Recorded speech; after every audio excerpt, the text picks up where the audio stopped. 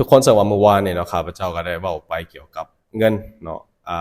เงินบาทไทยจะกลายเป็นแบบเซฟเฮเว่นของคนทั่วโลกสำหรับวันนี้เราจะมาเบิ่งว่าอันดับประเทศที่ใส่เงินบาทไทยแทนเงินของตนเองว่ามีประเทศใดแน่มีประเทศลาวบ่เนาะแล้วก็มีประเทศมหาอำนาจอื่นอีกบ่ที่ใส่เงินบาทไทยสำหรับวันนี้เราจะมาโอ้ลมกันกับสบายดีนะสวัสดีครับท่านผู้ชมยินดีต้อนรับเข้าสู่ช่องไลฟ์สไตล์วิทยานุศาสตร์เราอยู่กับข้าพเจ้าธนุศาสตร์เส้นเก่าเส้นเคยก่อนอื่นก็ทักทายสบายดีพ่อแม่พี่น้องโมที่สุดทุกคนว่าจะเป็นพี่น้องอยู่ทางเมืองลาวเมืองไทยแล้วก็อยู่ต่างประเทศเป็นได้สบายดีบ่ทุกคนสภาพอากาศเป็นได้อยู่ทางประเทศไทยอากาศร้อนบ่หรือว่าฝนตกสังว่าอยู่สปปลาวฝนตกนะทุกคนเนาะได้ก็รักษาสุขภาพโมที่สุดทุกคนเป็นห่วงโมที่สุดทุกคนแล้วทุกคนสวัสดีวันนี้เราจะมาว่าเพิ่นว่ามีประเทศใดแน่ในภูมิภาคหรือว่าทั่วโลกที่นำใช้สกุลเงินบาทไทยแทนตระกูลเงินของตนเองแล้วหั่นนะเนาะสำหรับมื้อนี้เราจะมาเบิ่งกันเริ่มต้นที่อันดับ1ก็คือประเทศลาวเฮานั่นเองนะทุกคนเนาะคำถามก็คือเป็นหยังเนาะประเทศลาวจึงเลือกใช้เงินบาทแทนเงินกีบมีผลกระทบแนวใดกับเศรษฐกิจของลาวซึ่งว่าประเทศลาวเฮาเนาะเริ่มใช้เงินบาทแทนเงินกีบเนื่องจากว่าปัญหาของการผันผวนของค่าเงินกีบที่เฮ็ดให้เงินกีบและการค้าขายเกิดความบ่แน่นอนซึ่งว่าการใช้เงินบาทเฮ็ดให้การทำธุรกรรมระหว่าง2ประเทศที่มีการค้าขายและการลงทุนสูงอย่างไทยและก็ลาวเนาะเป็นไปได้อย่างสะดวกและปลอดภัยหลายขึ้นการเลือกใช้เงินบาทบ่เพียงแต่เฮ็ดให้ความมั่นคงทางด้านการเงินสูงขึ้นแต่ยังช่วยในการแลกเปลี่ยนและการลงทุนข้ามพรมแดนเป็นเรื่องที่ง่ายและว่องไวขึ้นซึ่งสะท้อนถึงความสำเร็จในการเป็นประเทศที่มีการบริหารการเงินที่มั่นคงและมีการร่วมมือที่ดีระหว่างประเทศไทยและประเทศลาวซึ่งว่าประเทศไทยมีบทบาทสำคัญในการเสริมสร้างเศรษฐกิจให้กับกลุ่มบรรดาประเทศอ้อมข้างเนาะบ่ว่าจะเป็นประเทศลาวเฮาความสามารถในการใช้เงินบาทที่มีเสถียรภาพช่วยให้ประชาชนลาวสามารถเฮ็ดธุรกรรมต่างๆได้ง่ายขึ้นลดความเสี่ยงจากค่าเงินที่บ่มั่นคงและส่งเสริมการพัฒนาทางเศรษฐกิจร่วมกันเนาะแต่ว่ามันก็จะมีนโยบายอยู่แล้วเนาะในประเทศเฮาก็คือเพิ่นก็เว้าไปเนาะมันจะมีความขวัญหนึ่งก็คืออยู่เมืองลาวใช้เงินกีบก็ถามว่าสิ่งที่แบบว่าประเทศเฮาควรใช้เงินกีบบ่ก็ควรเนาะทุกคนเนาะเนื่องจากว่าหยังเนื่องจากว่าการที่เฮาใช้เงินกีบเฮาก็ควบคุมการหัวไหลเนาะในการฟอกเงินอีหยังต่างๆเนาะเฮ็ดให้เรทเงินของเฮ็ดให้ค่าเงินของเงินกีบลาวเฮาแข็งค่าแต่ว่าในกรณีนี้เนาะเฮาก็ก็ถือว่าจับจ่ายหรือว่าจองเงินบาทไว้เพื่ออนาคตนั่นแหละทุกคนเนาะเพราะว่าเงินบาทแข็งค่าแฮงอันดับที่2ประเทศกัมพูชาสว่าการใช้เงินบาทในกัมพูชาเฮ็ดให้เศรษฐกิจของประเทศเปลี่ยนไปแนวใดจะช่วยให้คนกัมพูชาใช้ชีวิตง่ายขึ้นบ่สว่าการที่กัมพูชาเลือกใช้เงินบาทเป็นสกุลเงินฮองในบางธุรกรรมและบางพื้นที่นั้นเป็นการสะท้อนถึงความสำเร็จและความเชื่อมั่นในเสถียรภาพของเศรษฐกิจไทยการใช้เงินบาทที่เฮ็ดให้ธุรกรรมในกัมพูชาสามารถเฮ็ดการค้ากับไทยได้ง่ายขึ้นและประชาชนสามารถใช้ชีวิตได้สะดวกหลายขึ้นในด้านการแลกเปลี่ยนเงินตราการส่งเงินข้ามพรมแดนและการทำธุรกรรมต่างๆโดยบ่ต้องกังวลเรื่องความผันผวนของค่าเงินของตนเองการใช้เงินบาทในกัมพูชาถือเป็นการยอมรับในศักยภาพทางเศรษฐกิจของไทยที่มีความแข็งแกร่งในระดับนานาชาติรวมทั้งการเสริมสร้างความร่วมมือระหว่าง2ประเทศนี่ให้แน่นแฟ้นยิ่งขึ้นธุรกิจที่เฮ็ดกับไทยจึงได้รับความสะดวกและมั่นคงซึ่งช่วยให้กัมพูชาพัฒนาไปในทิศทางที่ดีหลายขึ้นอันดับ3เมียนมาเริ่มใช้เงินบาทเพราะเหตุการณ์ใดถ้าเงินบาทกลายเป็นตัวเลือกหลักในเมียนมามันจะช่วยฟื้นฟูเศรษฐกิจได้แนวใดสว่าเมียนมาเริ่มใช้เงินบาทเป็นสกุลเงินที่รองรับในการเฮ็ดธุรกรรมกับประเทศไทยหลังจากที่เศรษฐกิจของเมียนมาประสบปัญหาภาวะค่าเงินจ๊าดผันผวนอย่างรุนแรงโดยเฉพาะในช่วงเวลาของวิกฤตเศรษฐกิจการใช้เงินบาทจึงเป็นการลดความเสี่ยง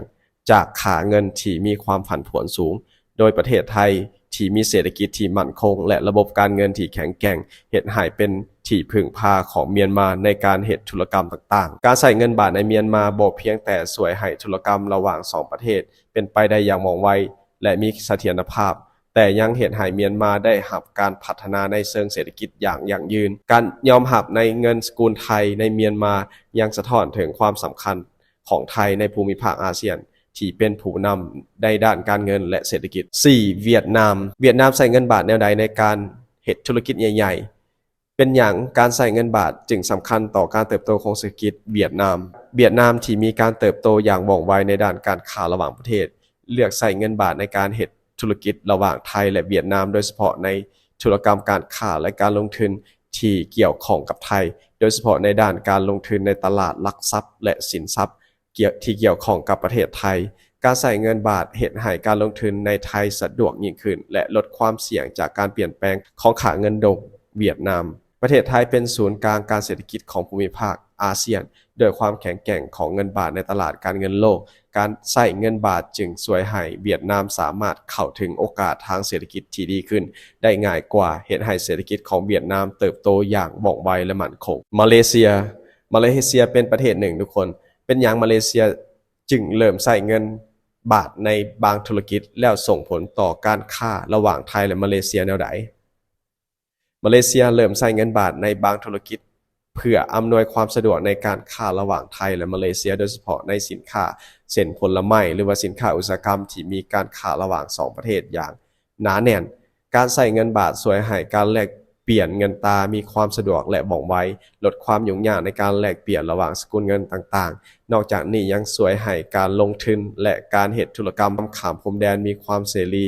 มีความเสถียรและปลอดภัยยิ่งขึ้นการที่มาเลเซียเลือกใช้เงินบาทแสดงถึงความเชื่อมั่นและเสถียรภาพทางเศรษฐกิจของไทยซึ่งประเทศไทยได้กลายเป็นตัวกลางในการสร้างความสัมพันธ์ทางเศรษฐกิจที่แข็งแกร่งในภูมิภาคอาเซียนสิงคโปร์เป็นศูนย์กลางการเงินทางเอเชียใช้เงินบาทในวิธีใดเป็นหยังจึงให้ความสนใจในการใช้เงินบาทในธุรกิจสิงคโปร์ที่เป็นศูนย์กลางการเงินระดับโลกใช้เงินบาทในธุรกิจที่เกี่ยวข้องกับการลงทุนในประเทศไทยการใช้เงินบาทเฮ็ดให้การชำระเงินในตลาดการเงินระหว่างประเทศสะดวกและมีเสถียรภาพหลายขึ้นการที่สิงคโปร์เลือกใช้เงินบาทสะท้อนถึงการยอมรับในเสถียรภาพทางเศรษฐกิจของไทยซึ่งเป็นที่มั่นคงและศักยภาพในระดับสากลประเทศไทยได้พิสูจน์ตัวเองว่าเป็นพันธมิตรทางการเงินที่แข็งแกร่งในเอเชียการเลือกใช้เงินบาทในการทำธุรกรรมต่างๆช่วยให้ธุรกิจของทั้งสองประเทศเติบโตอย่างยั่งยืนและสร้างโอกาสทางเศรษฐกิจร่วมกันจีนตอนใต้ยุนนานจีนมีขนาดเศรษฐกิจใหญ่เป็นหยังต้องใช้เงินบาทในบางธุรกรรม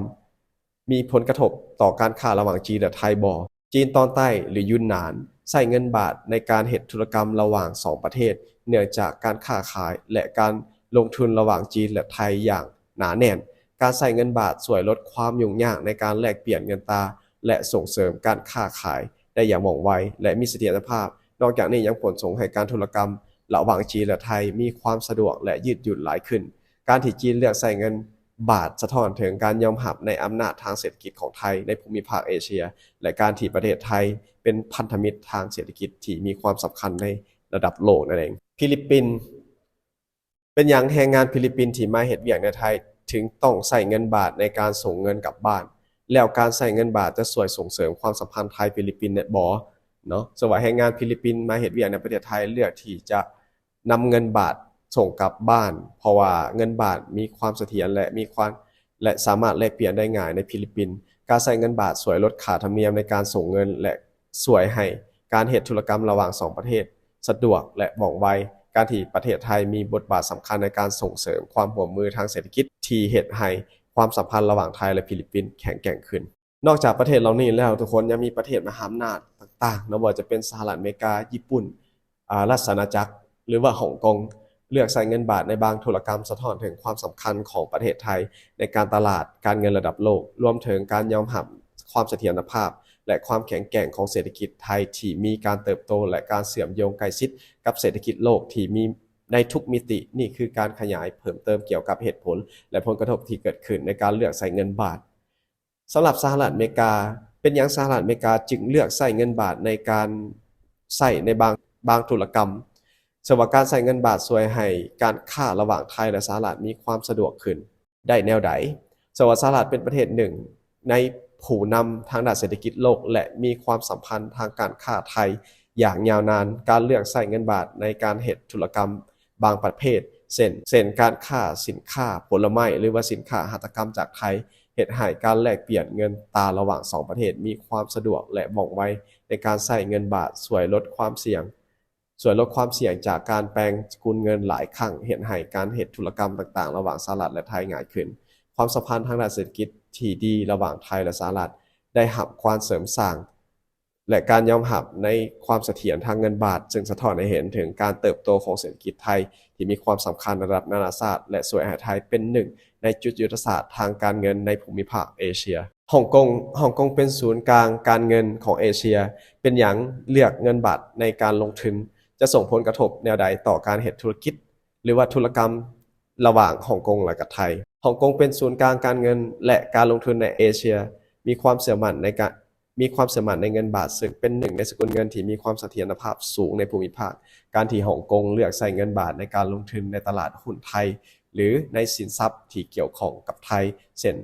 อสังหาริมทรัพย์พันธบัตรรัฐบาลไทยจึงเห็นให้การลงทุนในไทยมีความสะดวกและปลอดภัยหลายขึ้นการเลือกใช้เงินบาทช่วยให้ธุรกรรมระหว่างฮ่องกงและไทยดำเนินได้อย่างว่องไวและลดความเสี่ยงจากความผันผวนของค่าเงินฮ่องกงเป็นที่รู้จักในฐานะศูนย์กลางการเงินที่มีความสำคัญในระดับโลกสว่าการใช้เงินบาทในการทำธุรกรรมต่างๆยิ่งสะท้อนถึงการยอมรับในเศรษฐกิจที่แข็งแกร่งและความมั่นคงของไทยจึงเห็นให้ความสัมพันธ์ระหว่างเศรษฐกิจระหว่าง2ประเทศยิ่งแน่นแฟ้นหลายขึ้นญี่ปุ่นเป็นประเทศที่มีเศรษฐกิจแข็งแกร่งเป็นหยังจึงเลือกใช้เงินบาทในบางธุรกรรมการใช้เงินบาทช่วยให้การค้าไทยญี่ปุ่นดีขึ้นบ่สว่าญี่ปุ่นเป็นหนึ่งประเทศที่มีเศรษฐกิจที่ใหญ่ที่สุดในโลกและเป็นผู้ที่ลงทุนหลักในภูมิภาคเอเชียการที่ญี่ปุ่นเลือกใช้เงินบาทในการธุรกรรมบางประเภทเช่นการซื้อสินค้าและการบริการจากไทยเฮ็ดให้การทำธุรกรรมที่มีความสะดวกยิ่งขึ้นและลดความยุ่งยากการแปลงสกุลเงินหลายๆเทื่อการใช้เงินบาทยังช่วยให้การลงทุนในตลาดหลักทรัพย์ไทยหรือการเฮ็ดธุรกิจร่วมกันระหว่างทั้ง2ประเทศปลอดภัยและมีเสถียรภาพส่วนการใช้เงินบาทยังแสดงถึงการยอมรับในความมั่นคงทางเศรษฐกิจไทยที่ซึ่งมีการเติบโตอย่างต่อเนื่องและมีความน่าเชื่อถือในระดับสากลญี่ปุ่นและไทยได้สร้างความสัมพันธ์ทางเศรษฐกิจที่แข็งแกร่งผ่านการใช้สกุลเงินนี้นอกจากนั้นทุกคนก็คือราชอาณาจักรก็คือเป็นหยังราชอาณาจักรก็เป็นประเทศที่ใหญ่อยู่แล้วคือทุกคนรู้เนาะอังกฤษเป็นหยังจึงที่จะใช้เลือกเงินบาทไทยนั่นเองสว่าราชอาณาจักรมีเศรษฐกิจระดับโลกและมีความสัมพันธ์การค้าไทยมายาวนานการใช้เงินบาทในการเฮ็ดธุรกรรมบางประเภทเช่นการลงทุนในการตลาดหลักทรัพย์ของไทยหรือว่าการส่งสินค้าไปไทยยังราชอาณาจักรเฮ็ดให้การเฮ็ดธุรกิจระหว่าง2ประเทศมีความราบรื่นและปลอดภัยหลายขึ้นการที่ใช้เงินบาทในเชิงการเงินช่วยลดความเสี่ยงจากการผันผวนของค่าเงินปอนด์ในอังกฤษจากนอกจากนี้เนาะการที่ราชอาณาจักรเลือกใช้เงินบาทยังสะท้อนให้เห็นถึงการยอมรับในเสถียรภาพทางเศรษฐกิจของไทยจะว่าประเทศไทยเป็นประเทศที่เป็นผู้นำทางเศรษฐกิจในอาเซียนแล้วก็ยังมีความสัมพันธ์ทางการเงินที่แข็งแกร่งในระดับโลกและส่งผลให้ไทยเป็นประเทศที่น่าลงทุนและทำธุรกรรมในระยะยาวกับประเทศมหาอำนาจเราแล้วทุกคนก็คือที่คนฮู้แหละครับข้าพเจ้าได้เว้าไปเมื่อวานนี่เนาะการที่ผู้ใดที่คือเงินบาทไทยในปัจจุบันนี่ก็ถือว่าเป็นสิ่งหนึ่งที่ว่าโอ้โหโชคดีนะทุกคนเนาะเพราะว่าอนาคตเงินบาทไทยอาจจะบ่มีการผันผวนหรือว่าถ้ามีก็มีการผันผวนที่น้อยฉะนั้นการที่เก็บเงินบาทเป็นทรัพย์สินก็อาจจะเป็นสิ่งที่ดีเนาะโอเคทุกคนเนาะทุกคนมีความคิดอะไรกับข้อมูลเหล่านี้ถ้ามีความคิดอะไรสามารถคอมเมนต์อยู่รูปคลิปข้าพเจ้าได้คลิปเฮาจบแล้วเนาะสบายดีสวัสดีครับ